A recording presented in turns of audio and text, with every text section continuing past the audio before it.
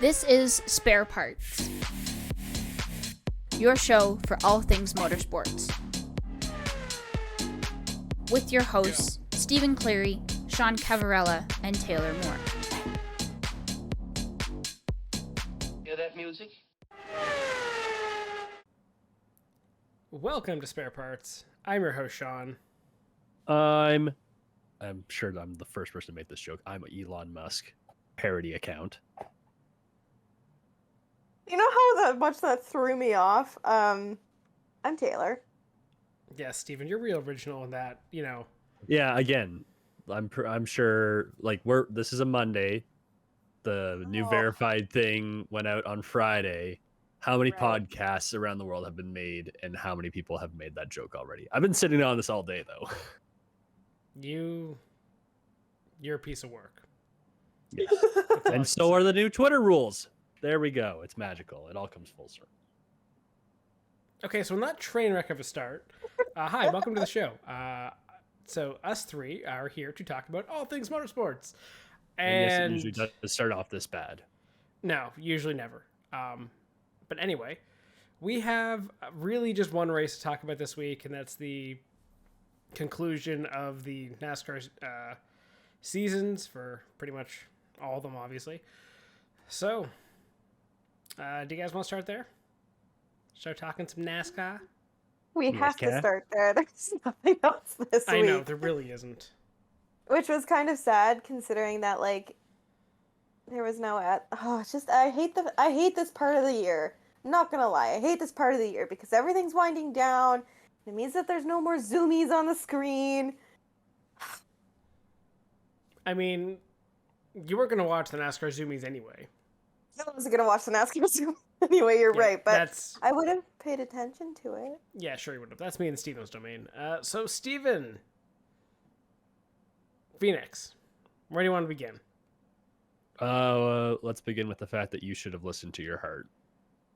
Listen to your heart. Sorry. I was gonna start singing too. Well, okay, let's go in two places here. First, I was right. I did successfully predict the winner. I'm not. Oh, you can. Okay, yeah, I could have been successful if I guessed 3/4 of the guys left. I didn't guess 3/4. Yes, you did. Okay, yes, you did. I essentially did, but I also didn't. I said who I want to win and who I think will win. Oh, who you wanted to win was Bell. Bell for the monetary, Chastain for the lulls. My heart told me, though, yeah, but Logano's going to win. And what do you know? That's literally 3 of 4. But my prediction was Logano. Okay. Yes, but either way, you would if it was anyone but Elliott, you would have said you'd be saying the exact same shit of I was right. Yeah, exactly. And pretty much I was right the entire time because Elliott got fucking punted halfway through. Sure. So regardless, I can come on here and say I was right. You really covered all of your bases there, Sean. Yeah, every single one. The actual prediction was Logano. Okay. That is fine. The official prediction that was given. I said Logano. Congratulations. You were right. Round of applause. What's that scene out of Happy Gilmore where he's like, you were right, I was wrong. You're smart, I'm dumb. You're very attractive, I'm not good looking at all. Fine, as long as you're willing to admit that. Yes, thank you, Stephen. You're welcome. See, Stephen gets my movie quote references. Because we both. You know how long it's been since I've seen Happy Gilmore? Okay, like what Stephen just said. We could, in theory, do an entire podcast of just movie quotes to each other, and it would make sense. It would make sense. You're very right. 90% of our conversation is just quoting things back and forth. That is also correct. You guys do it so often. Exactly my point. Anyway, so Sean was right. Thank you. Moving on to the race. Yeah. I don't know okay. what to say about this. Phoenix. Was it a bad race? It was lackluster. Oh, so it was a meh. I I'll go off on a rant in a minute or so about Okay. why the final race doesn't work. But I'll save that. I will allow Steven to first give, I guess, I don't know, what happened in the race. What were your thoughts? You watched more of it than I did.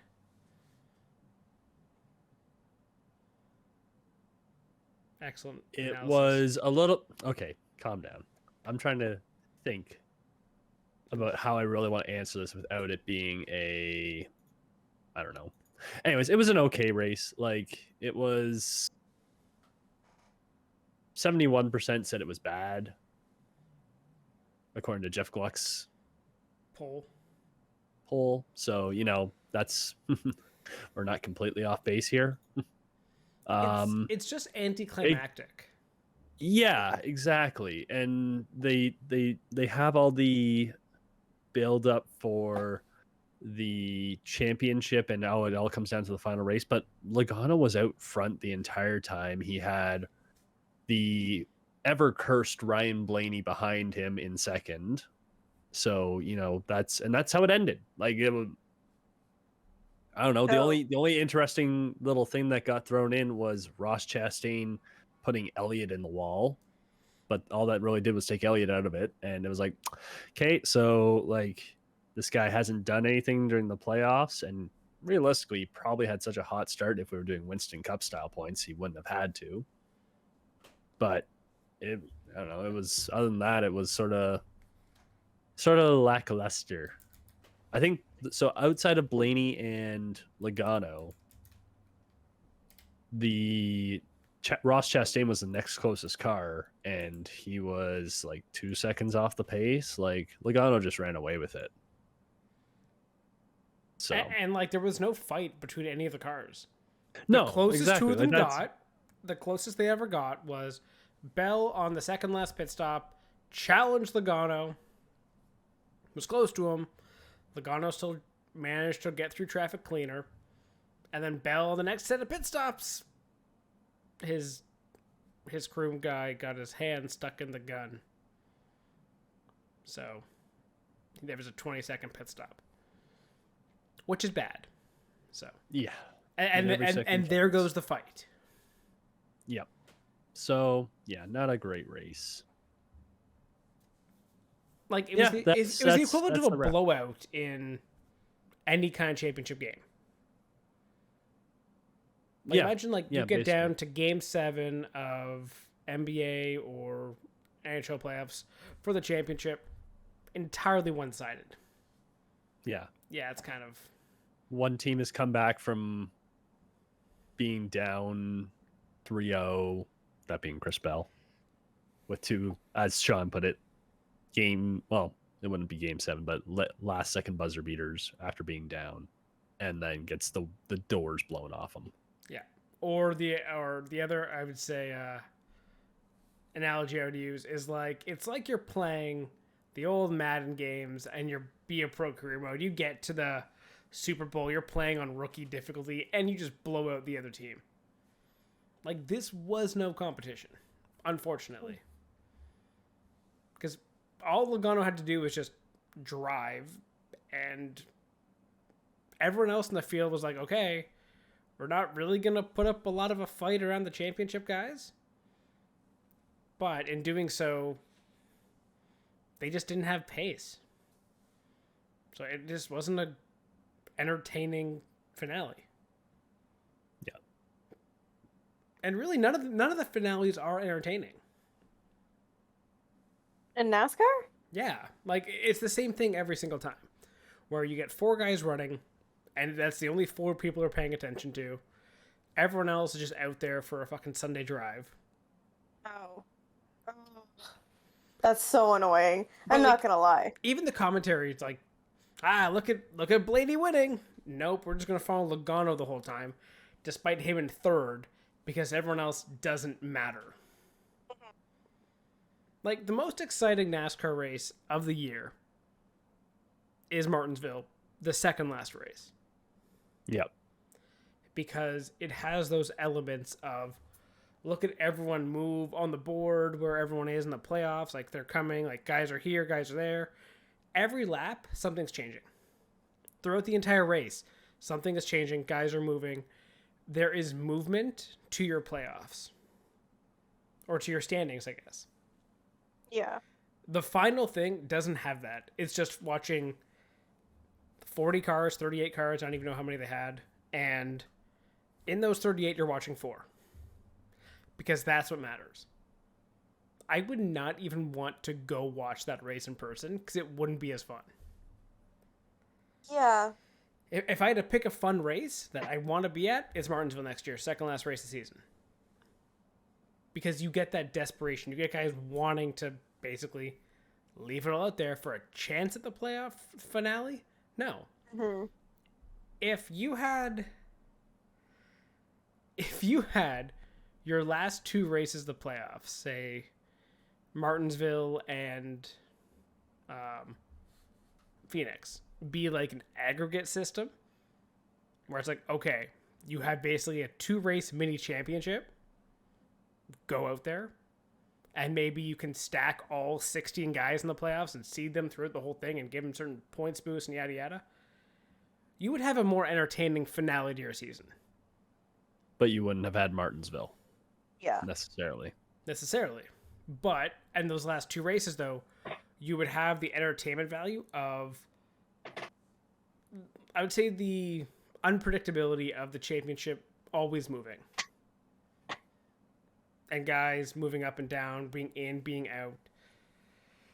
Like, the playoffs work for entertainment on the last races. But they don't work for the finale. Which is the sad thing. And if you just had a regular championship and you could see guys going up and down as the season went, maybe you would have a better product.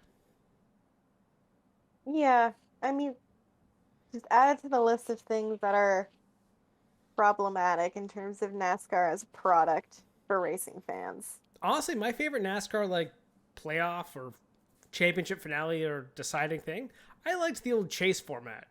I thought that was more fun. And I think it was better branding too.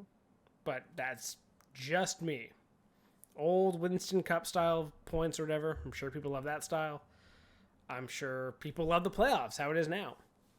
But to me, I feel like when it only comes down to 4 cars, and 4 cars don't even have the ability to just race the 4 of them, which we've seen in the past, where usually it's the top 4 out in front. This year, there wasn't even that.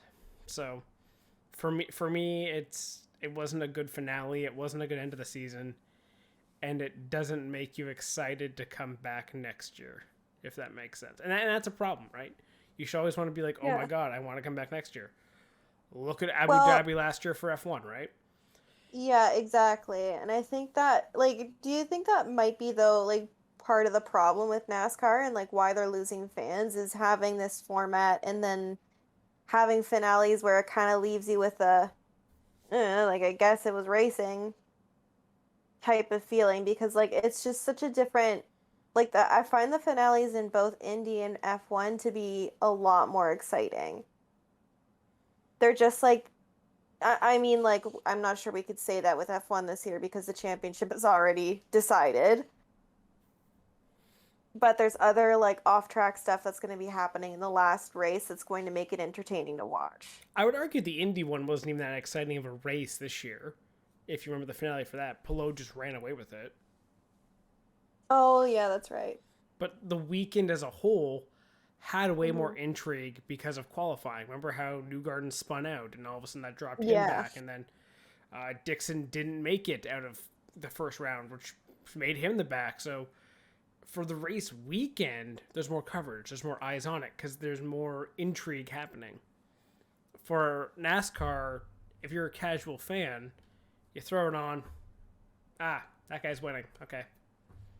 Like, and you go from you go from the peak of last week to the low of that championship race. I mean, if it comes down to the final 4 fighting it out for the top 4 spots, I'm sure it's a very different conversation, but that's just not how it worked out this time. And sadly, I think that's also the duality of no matter what championship style you use, like So this year F1 is boring because we already know, like, these last 5 races. Honestly, the back half of the season hasn't really mattered. It was just a countdown basically, which is somewhat entertaining, but for a race to race product, it's not as great. Yeah, right? every championship now is done. We know every championship winner the rest of the year. Yeah. We'd have like 3 actual races left, and then we're into the off season. 2. 2? It's 2? Okay, wow. It's 2. It's There's Brazil no more and NASCAR. There's no more IndyCar. it's just F1 now. It's just Brazil and Abu Dhabi. Wow. Okay. Yeah. Yeah. I mean, why are you upset by that? Really? It means you cannot be on here and not feel bad about it. You can miss a week to watch your whatever. What show is it this time? Bachelor, Bachelorette, Bachelor in Paradise. What is it? Bachelor in Paradise. Okay, There you first go. off, I don't skip because of shows. I show up. But now you don't have to Regardless. feel guilty about the shows. I always feel guilty about it. Have you met me? I'm a walking, like, guilt trip. And I'm not your therapist, so therefore I'm moving on. Sorry, Yeah, is, you know is that too cruel? Yeah, whatever, wow. screw you. I couldn't pay you enough to be my therapist anyway. Oh yeah, that therapist deserves a big check anyway. You Rude. you Anyway. set that one up. You did. Yeah, you're right. I Yeah, walked exactly. right into Yeah, that. you did. So what do we got then? All the championships are decided. We got 2 races left. I guess on to Steven's point that Kenny was making there before I just totally derailed us. Whoops. Shocker. I know. The duality also, it's like, do you want the 4 championship runners running up front of it, racing just themselves, with everyone else kind of not being a part of it? Just there. Or do you want what we had this week where, they have to race within the field, but in doing so, they don't get close to each other? Either Yeah, I way, don't know. it doesn't win. Like, you don't get a good product. Well, and you're not going to get that. This will be a little side tangent. You're not going to get that with the stages. Everyone, and this is something that you can say for every single race, whether it's the first race of the year or the championship. You don't have that diversity in strategy, which can lead to further intrigue. Like, yeah, this guy's running on a slower strategy now, but it's going to help him later on if he gets things to go his way. Now everyone stops at roughly the same time. They stop with their teams, and you sort of it's another blow to the race to race intrigue, which doesn't help the fact that you're only watching 4 cars. Also, aside from like another issue with stages, well, there's so many, but also and like in this situation, it keeps everyone on the same strategy. You don't That get is so boring. you don't get to differentiate, like Steven's saying, but in the same vein of this, it makes it harder it makes the betting product of motorsports, and specifically NASCAR, worse. Because you can't have some wild card make a surprise run and maybe get that odd top 5 finish because he bet on fuel strategy. You don't get those, or someone who is a top driver fall out because green flag pit stops came. You were caught speeding, so now you're down a lap, but there's no stage and no caution to give you your lap back. So it keeps the front end of the field all bunched up so that everyone's kind of doing the same thing, and it doesn't really allow the back half to ever have a chance of challenging the front half, it seems, unless it seems to be on a road course or a super speedway. Yeah, well, because the road course is a little weird because not everyone is fully used to it in the NASCAR world still. You can get some strategy variation there too.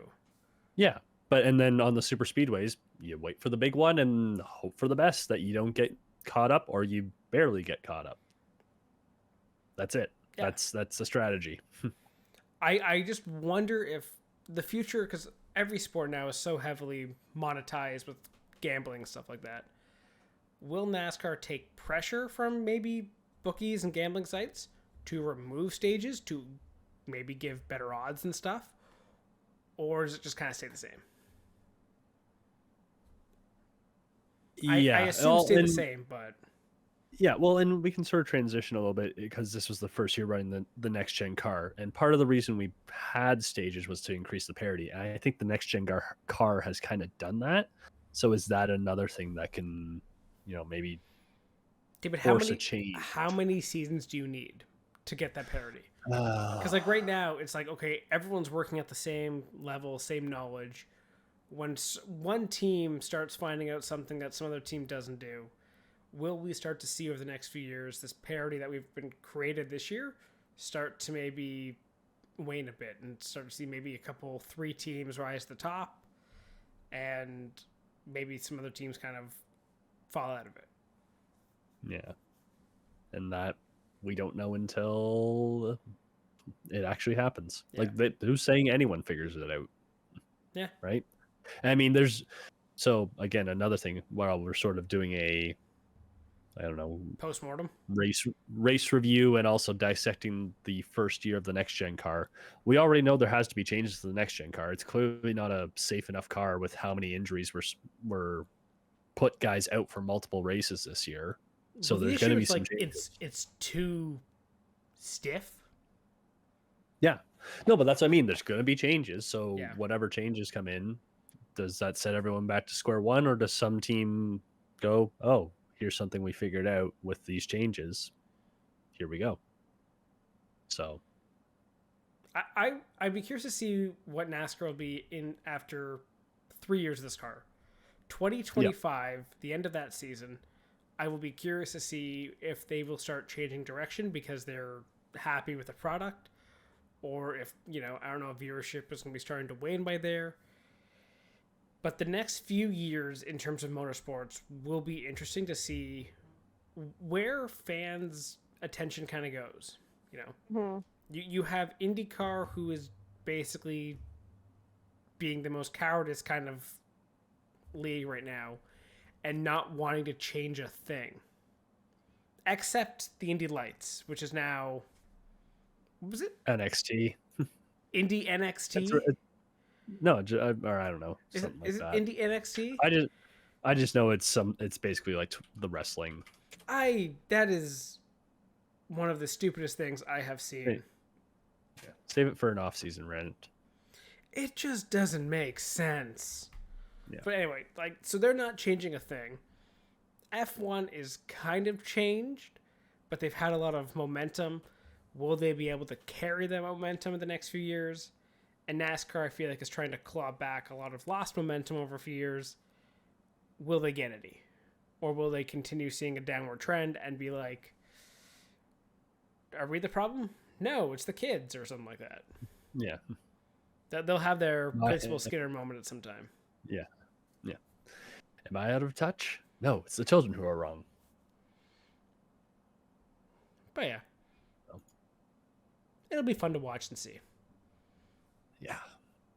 I think all these sports are really boneheaded not to change a thing.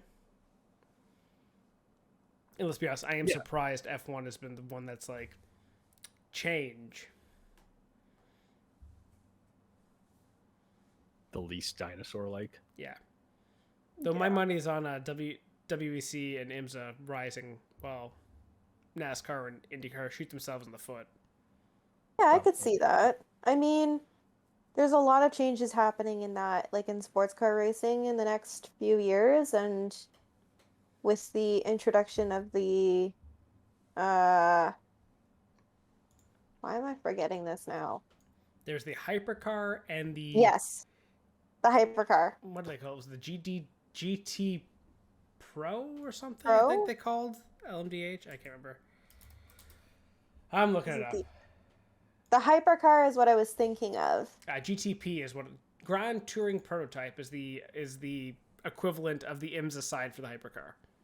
Okay. And they'll both be able to compete at Le Mans. Yeah, and I think that that's probably going to be like a huge draw in just the introduction of these new kind of like specs, but I don't know, like it's just really hard to see, like to say like where motorsports fans are going to turn their attention to. I could also see some people still being intrigued by the maybe the next wave of Drive to Survive, Yeah. just depending on how things are going to get edited. But I could also see Drive to Survive starting to turn people off. Well, here's the thing also. If people fell in love with their people from Drive to Survive, what happens when their people, like Daniel Ricciardo or Roman Grosjean, they're out of F1? Is Drive to Survive going to keep people interested when what their original following was, whichever driver, is gone? Yeah, and I think that points to one of the like almost fundamental problems of Drive to Survive is like what is your focus? Is your focus on F1 as a series and why, it's fun to watch, like finally showing like being able to showcase the mechanics or the technical side of it and the strategy that goes into it, or are you solely just focusing on the petty stupid drama is that runs rampant through it, like in the paddock, you know what I mean? And I think for motorsports fans who are there because they enjoy the actual racing part of it, it's kind of disappointing. Yes, Sean? I prefer the petty, stupid drama side of Drive to Survive, as long as it's authentic. No, that's not what I'm talking about. I'm talking about I'm not talking about like that side in Drive to Survive specifically. I'm talking about, are you there to watch the race on Sunday mornings because you love the fact that the team principals are going at each other's throats, or are you watching the race on Sunday morning because you actually enjoy watching the racing? I see what you mean. Versus yeah. what's bringing you to watch the race of Drive to Survive? Yeah, exactly. Not the series itself. I see. Like, what are your intentions watching a race? Like, that's what I mean. Why are you a fan, basically? So I mean, it comes down to being a fan of the people. Has to be. Yeah, but I think you're right though. Like when Ricardo leaves, are people going to stick around? Maybe. It's a good question to ask. It is, and it's one of those things where it's like I like the sporting nature of F1 right now. It is fun. Yes, there's not as much parody as you would have in other series, but it's competitive still. And despite Max running away this year, everywhere else in this championship has been pretty fun. Like, we're 2 races out and there's still so much undecided. Yeah, Max won and Red Bull's going to run with the constructors. But everywhere else is fun. And I think for people watching and understanding the team principles and having favorites and maybe villains and rooting for people, rooting against people, Drive to Survive is just good at creating the narratives for people to understand what they're watching. Because that's all sport is. It's just narratives. As long as it's authentic. As long as it's not manufactured drama because Netflix needs ratings. Yeah, but that's all it is though, right? Like, the best thing of Drive to Survive is it provides context. Like, it's the thing that makes any sport good is context. Would I go watch 2 12-year-old teams play a game of hockey? No. Would I be more interested if I watched 2 12-year-old teams play a game of hockey and had an entire backstory of every single person on that team, and they're playing for a $5 million grand prize or something like that, and the other team gets sent off to North Korea to be like workers? Yeah, that's a lot of context, and that'd be kind of interesting. What, Steven? But like you don't. Jesus. Okay. Context is always key. But the more okay, context you don't get that in every sport. No, you don't. And that's what the good thing of Drive to Survive has been, is that it opens up people to the context versus, why do you care about people going around in a circle? Well, this is the context here. This person hates this person. This guy's trying to drive for this team next year. This guy switched to this team, and he's now beating this guy in this team who called him an asshole. Like, there's so much context that people get that you don't, and it's easy to track. It is 10 teams, 20 drivers, 10 team principals. It is literally like tracking one team of one sport. Yeah. I guess I think of the long-term implications of it, and I'm not entirely, like, we know that Drive to Survive is not going to last forever. It's not going to be like Netflix's, show that they're going to die on to keep. At some point, it's going to end. It's going to last longer than The Witcher. Hey, rip. and somehow will probably not last as long as Riverdale, unfortunately. Is that still going? Yes. Yes, it's still going. It's a trashy soap opera, basically. That's a Sean. weird one to die on Netflix. That's a weird hill. They, Yeah. it's like I think they're doing season 6, but I was like, how did you even get there? But anyway, I would bet Drive to Survive will have more seasons than Riverdale. I'd $10. want to take that bet? $10. Ah, 50. 100. Okay. Okay. They won't. They will not have more seasons than Riverdale. I'm No, telling you because that like right it takes now. like a year and a half to make a season of Riverdale. It takes 1 year to make a season of Drive to Survive. It doesn't take a year and a half to make a season of Riverdale. How They're long- like churning them out like every like How 8 long's months. that been out? When did that come out? What, That came out, Riverdale? like 2017. Shit, really? Okay, damn it. That's a Yeah, because I remember Matt? just randomly sitting in our student house one in the summer, being like, "What the fuck is this?" No, I'll stick to my guns. Fuck it. Hey, all right, $50. Can't wait to get that. But I'm telling you, Sure, $50. like, okay, well, shake hands Yes. through a screen. Okay. I think Drive to Survive does have longevity though, and I think it does provide a good thing for F1. And I think people will stay around. I don't know. I would love for that to be the case. Don't get me wrong. I'm not, like, I worry that Netflix isn't selling what people are going to want long term. When they no longer have the context for a season, are they going to continue watching? Like, that's my question. There will always be context. You don't forget, what did Drive to Survive start with? Haas, Williams, and Renault. And Red Bull. And kind of Red Bull. Yeah. But like Haas and Yeah. Williams. The lowest of the lowest.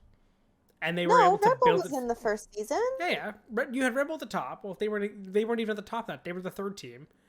Renault, I think, was like 5th or 6th. Yeah. And then you had the McLaren. bottom 2.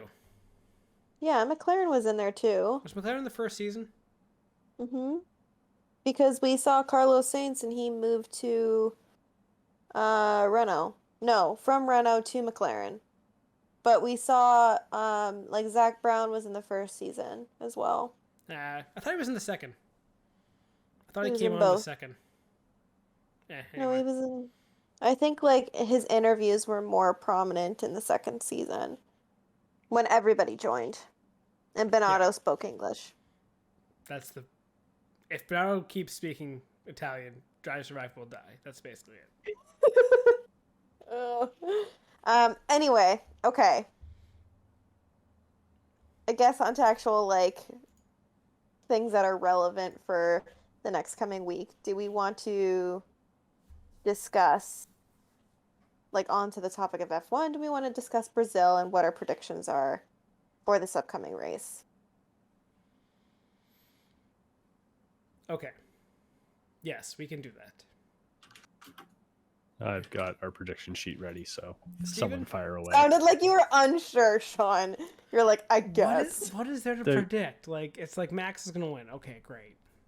Well, how There's a do sprint we know race. that? There's a sprint race. Oh, that's right. There's a I forgot sprint about the race. sprint Oh, race. great. Yay. Great, love that. Yeah. Max can win twice. Oh, my I God. hate that setup so much. I forgot. I this thing really existed. do. And they're introducing more next season. Whoever made that decision, stop. Please. This is just stage racing with an extra break. I know, and it's so stupid. Like, it doesn't. You're just doing create NASCAR with anything. extra steps. Yes. Okay. Sure. Max wins a stage race a sprint race. And Lewis wins the actual race. Let's go with that. Wow. Just throwing out some variety. That is a lot of variety. That is like the boldest pick I feel like I could make. Oh, Yeah. I'm picking a very bold. I'm going to go very bold. Very bold as in probably not going to happen because why not? Because she's picking both Ferraris. No. Anyway, my prediction is that Max puts it in the wall during the sprint race, but in such a way that he breaks his gearbox, takes a penalty for the actual race on Sunday to repair his car, and then Are you then George Are you predicting or takes... manifesting? Shh, Yes. don't ask. And then George decides that he's going to be a little hotshot, and he tries, when Max is trying to overtake him, because Max has pace and Mercedes is trying to be good for the last 2 races. I think George leaves him no room. They touch, and they both go into the wall. DNF. So who wins? It's a Ferrari, as I just said. Notice how she put Red Bull at the back, took out the Ferrari's closest competition, and now we're left with Ferrari. So she's doing it indirectly. No. I'm not done. Don't cut me off. I was in the middle of my thought. No. So this is what happens. Charles and Carlos both have kind of an iffy race, and they... What are you doing? Just waiting to get to the end of this for somehow Ferrari being 1-2 or something. Wait. Steven, let her go. Let her go. Okay, so this is what happens. So Carlos and Charles kind of have an iffy race, and they're kind of sitting at P6, P7. And I at the back half of the race after their second stop, because it's going to be a 2-stop race. That's what I'm deciding right now for them. It's going to be a terrible strategy. Why? We don't know. Charles will decide that he wants to go with Plan Z, because nobody knows what's going on in the Ferrari garage. And then from nowhere, and nobody will be expecting it, Sebastian Vettel comes to win the race. Damn it! I fucking hate you saying that. I was actually I was gonna also make a quick bold prediction because I just checked the weather. It's supposed to rain. Is it gonna rain? Oh, do not say the Stroll's gonna win. No. I'm gonna say Aston Martin on the podium. Steven. Okay. Yep. Just Google Sao Paulo weather, and just look at days, Wednesday to next Wednesday, on the weather. As of right now. Is it just supposed to be a shitstorm? Rain.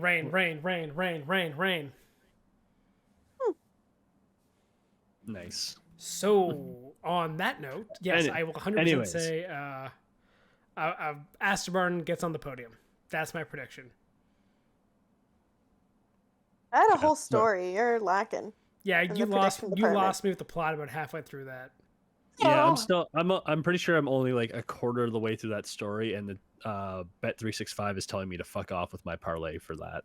I wanted to see what the odds were of, what was it? Verstappen DNF in sprint race. And DNF in the actual race. And so double DNF. Double Holy DNF. Shit. Mercedes double DNF. No, only one DNF. Russell DNF. Lewis, I don't care where he is. Second? He's just You there. had them hitting each other. I'm gonna assume No, it's a double. I DNF. said Russell hits Verstappen. Yeah. Oh, That's how it causes Come on, double Steven, pay DNF. attention. How did you not get that? There's too many things here, man. What do you mean? And then Ferrari shoots himself in the foot. Okay, that's not possible. And even then, that would be massive favorite. That would be minus 1,000, because that happens every race. True. Yeah, just and then Vettel, Ferrari shoots themselves in the foot. Odds, yes. And then Vettel wins. Okay, yeah, I don't even think we can do that. But We'll try again Saturday morning. Yeah, we'll try to put that together. Maybe the odds will be up there. We'll see. Hey Steven, what's your prediction? I don't know. I'm still while I was trying to put that in, I was also trying to write it down. But I'm just gonna put Vettel win actual race, because we ain't got time for that shit. And if it actually hits, then we'll go over it next week, because you'll remember. Okay, I'm sorry. If that actually hit, I will literally be dancing my pants off. That would be hilarious. Also might have superpowers. Don't know. We'll see.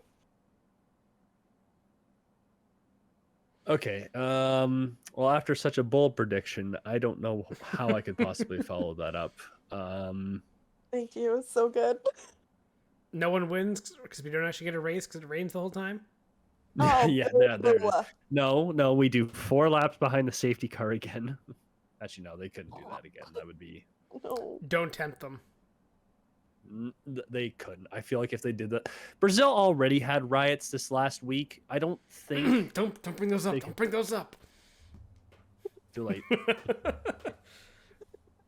I don't think they would survive another round of riots because everyone would just be united against the FIA if that happened.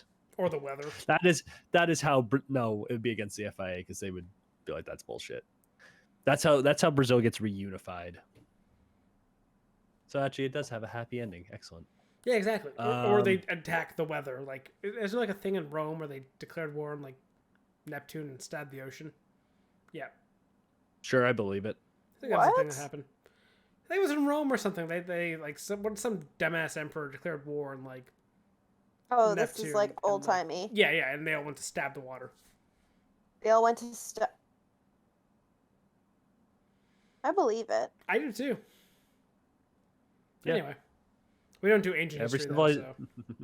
Every civilization has some stupidity. But yes, that will We bring. have It'll be a paradise in Brazil after when the entire population comes together to run the FIA out of the country because they just do 4 laps behind a safety car. nice. That's a good prediction. Anyway, That has a happy ending. yeah. Better story than Taylor's. What do you mean? My story was fab. You're jealous of my story. Too long-winded. Yeah, like Ugh. You got to get better at storytelling. climax, solution. Okay, Solution. Screw you both. It was fab. Okay, if you say so. Anyways, back to my point. I'll just put Checo win because why not? Sure, make it a week late. Actual race. Yeah, sure. Go for Sprint, I don't know. Everyone falls apart and I don't know. Where's a random name here? Lando wins the sprint. Sure. It's just the first name I saw. it. Okay. Anything else you want to talk about? Anything else on your minds? Do we want to hop back to NASCAR? Do we want to talk about Ty Gibbs? Yeah, well, we may as well wrap up this all of the NASCAR championships Go for because Ty Gibbs did not have apparently did not run out of his magic, unlike Chris Bell and Ross Chastain. He ended up winning the championship, and people were not happy. I mean, people weren't happy the week before. There was a whole bunch of stuff we missed last week after Martinsville when he. Just to recap, he wrecked his teammate Brandon Jones. We talked about that. No. We did talk about that. What we missed was the fan reactions because people were understandably upset and then chanting "Thank you, Grandpa" at him on Sunday when he showed up for the NASCAR race. He also compared himself to Jesus. Don't know why we got there, but we did. See, and okay, so basically what he said was Jesus was also hated at one point. And it's like, okay, surface level, sure, you could go with it. However, you are not Jesus. And like there's things I want to say. I really do. But again, what else happened to Ty Gibbs, Steven? You want to explain what happened after he won? Oh, yeah. And then his father, Coy, who is or I guess I should say was the co-owner of Joe Gibbs Racing, suddenly passed away, age 49. So, rest in peace to him. Condolences to his family. That also explains part of why Ty did not race on Sunday in Phoenix. Yeah. Yeah. So, like, you want to kind of talk shit about the guy for all the stuff he did last week, but you're kind of like, well, fuck, I feel like an asshole for anything I say. So, yeah. Yeah, I mean that's really like questionable things said, but that's really terrible. Um, yeah, that's super sad. Yeah, like I don't know where to go with that. It's just one of those things where it's like, There's no transition, but I guess to kind of transition and keep it on the rails, is Ty Gibbs instantly the biggest villain going into next season in NASCAR? Because he's moving up. Like, that's already known. isn't he taking the 18? Yep, I think so. I don't know if that was confirmed or not, but he was already subbing in for Kurt Busch.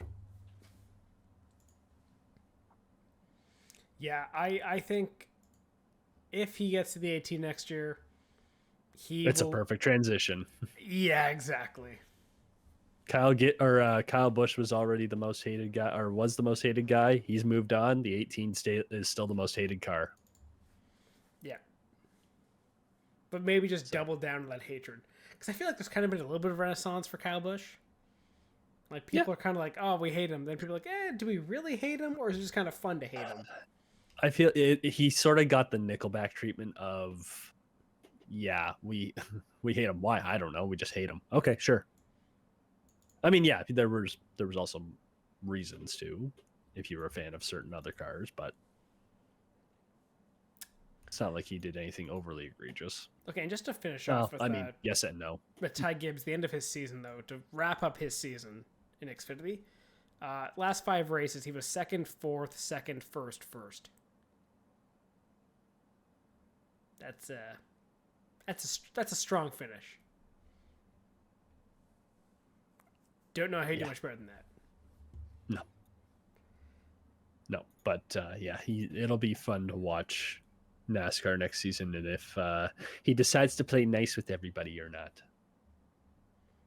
Grandpa can only protect you from so much on track. What? Nothing. Okay. No, nothing. Anywho, to end this on a good note, Jimmy Johnson's coming back to NASCAR. Yeah. And he bought into Petty, and he's gonna go back racing part-time, but he already said he's racing at Daytona, which is great. I hope he wins it. Yes, that would be fun. Should we have a Daytona 500?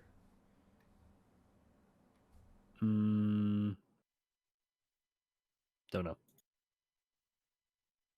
But he said he's going to be doing a part-time schedule. I think he's still going to try and do the double in May, which will be fun. He has 2 500s.